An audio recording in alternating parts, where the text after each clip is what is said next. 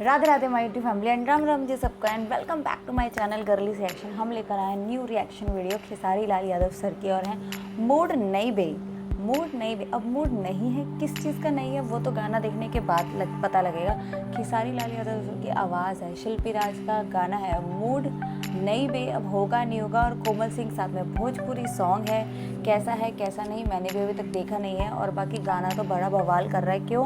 क्योंकि मूड नहीं के है या नहीं बे ये तो आप बताओगे, क्योंकि मूड किस चीज़ का नहीं है। मतलब अब वो तो गाना, इनके जो गाने होते हैं ना उसी से पता लगता है कि मूड किस चीज़ पे है या नहीं है। तो चलो पहले हम अपना रिएक्शन देते हैं, उसके बाद पता चलेगा और उसके बाद हम अपना ट्रू रिएक्शन देंगे।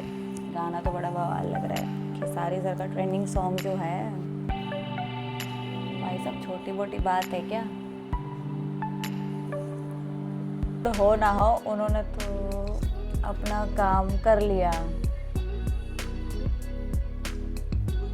गाना तो बहुत अच्छा लगा, मुझे भी पसंद आया। और बाकी तो आप बताओगे कि आपको कैसा लगा।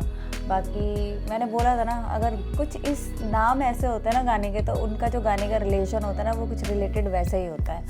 और बाकी आप बताओगे, आप जनता जनार्दन हो, कैसा है कैसा नहीं। वीडियो को लाइक करना, चैनल को सब्सक्राइब करना एंड हमें सपोर्ट करना।